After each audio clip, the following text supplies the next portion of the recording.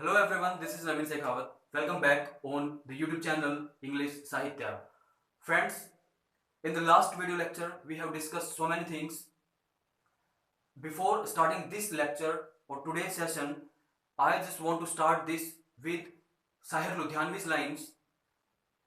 I think you must have heard about these lines कि संसार की सह संसार की सह का बस इतना सा फसाना है संसार की सह का बस इतना सा फसाना है कि एक धुंध में आना है और एक धुंध में जाना है.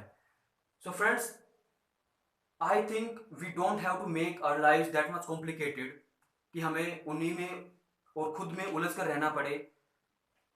आई think we have to find out the ways of happiness, how to be happy, and we have to be the reason of others happiness too.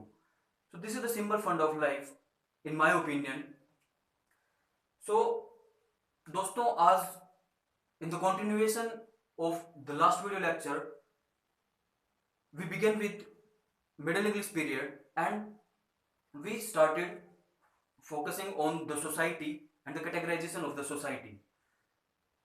In this particular video we will be discussing over the historical and the political concepts and the facts of the Middle English period particularly.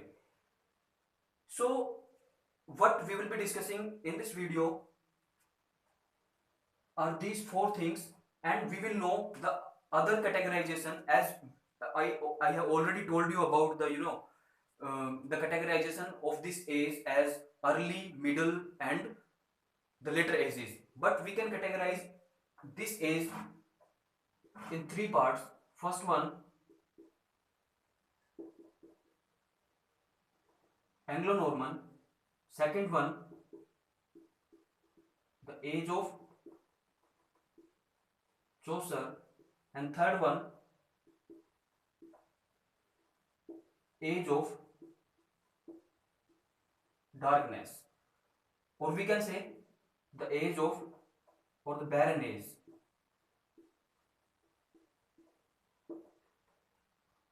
So if you talk about the time period of these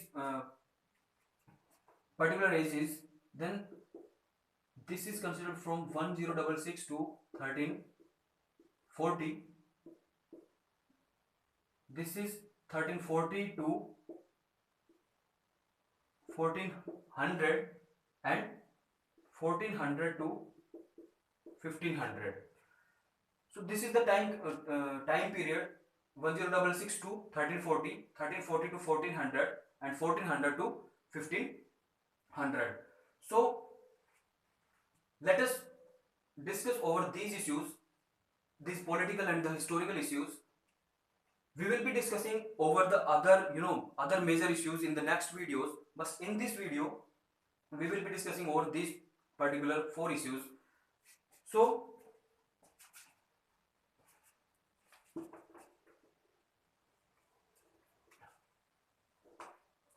the first one is Magna Carta. Magna Carta, it is known as the draft or the chart of liberty. As its name shows, the full name of Magna Carta was Magna Carta Liberatum basically. Magna Carta Liberatum, and the meaning is the chart or the draft of the liberty.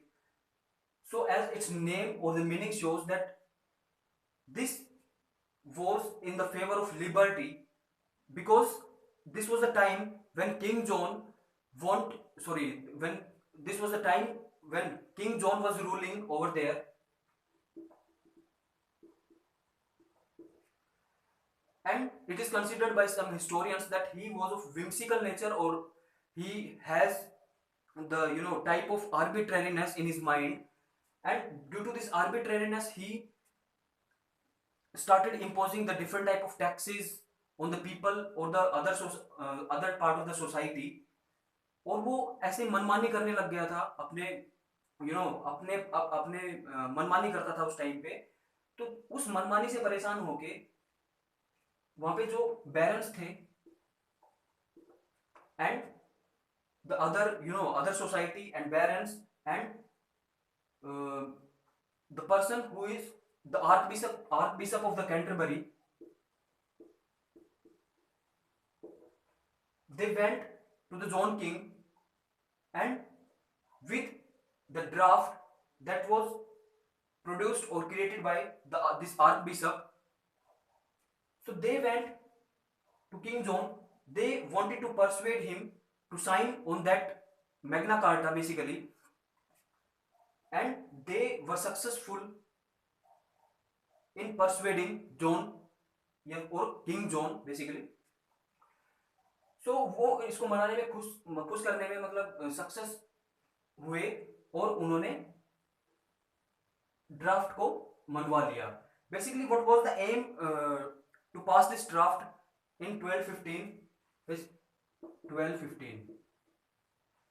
कि they want the protection over the rule of the church.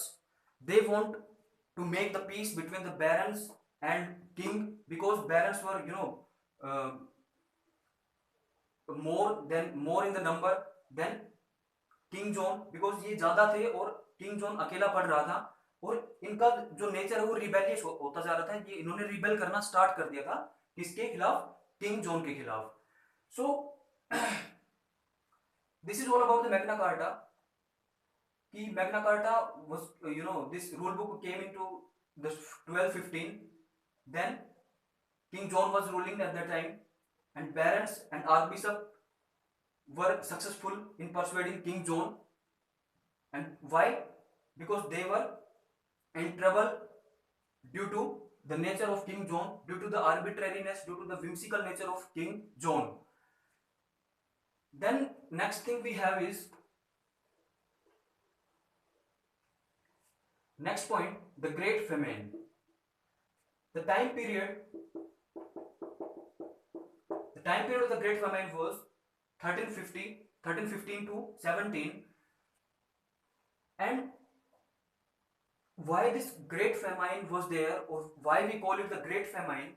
Because at this particular time, the most of the fields or most of the land was cultivated, and there were crop on the most of the fields.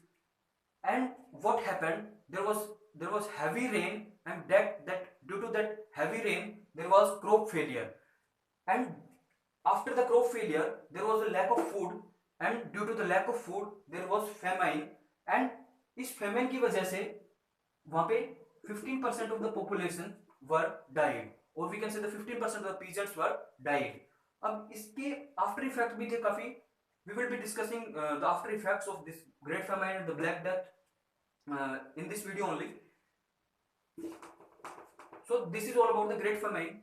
Next we have the Black Death. Black Death, you all know the time period, the 1348. This does not mean that Black Death stopped here only, but after 1348 it reappeared in 1367 also it reappeared. So in 1348 basically the bubonic plague was there. The name of the plague was bubonic. I write it. Bubonic plague was there, and due to this bubonic plague, the one third of the population of England were died. And after death of this big population, what was the after effect? That there were there was shortage of the labor. Due to this shortage of the labor, there was a system created, a system introduced, that was the wage system. और उसी wage system की वजह से लोगों को पैसे अच्छे मिलने शुरू हो गए, and the peasants and the other lower class society started coming in the mainstream society, because their lifestyle had changed at that time, due to the more money, due to the more standard of their life.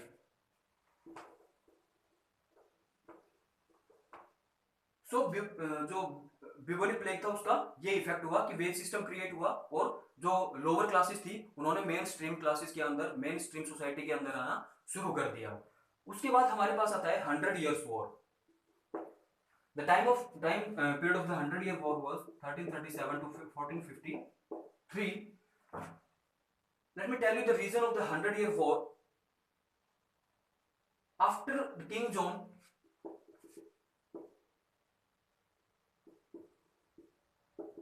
there was Edward II, then Edward III was there. So Edward III, the time period, the reigning time of Edward III was 1337 to 77. So Edward III was king there, and he laid claim on the the throne of the France. And it's obvious, if someone is claiming on your property, so how you can provide that property, or how can provide your property easily or in a easy manner to someone else. So same happened at that time. France के लोगों ने, France के जो king थे, उन्होंने मना कर दिया, नेग्लेक्ट कर दिया एक तरीके से, एंड कॉन्फ्लिक्ट वहां से शुरू हुआ. Edward III basically considered the initiator, or he initiated this 100-year war. And after that 1337 से लेके 1453 तक there were conflicts, there were wars, and out of these wars basically three most important wars were there. When English won, English victory was there. So first one was the Battle of Crecy, second one was the Battle of Poitiers, and third one was the Battle of Agincourt. This was in 1346, this was in 1356, and it was in 1415. इन तीनों wars के अंदर English victory हुई, ठीक है. So these are important wars consider, and 1346, 1356 and 1415. One more thing, that there were two houses between this war was going on at the time. The house of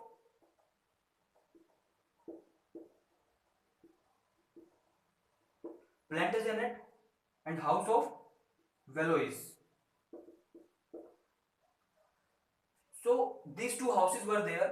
Houses of Plantagenet was from English society, and Valois were from France. So how this war concluded?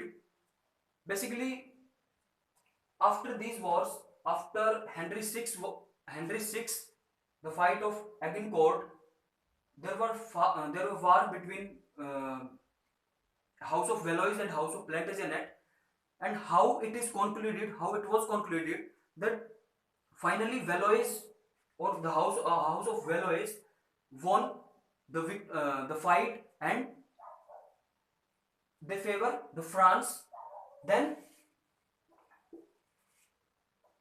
ये जो England था, England almost lost most of its continental possession from there, और last में ये हार जाते हैं basically, और फ्रांस जीत जाता है.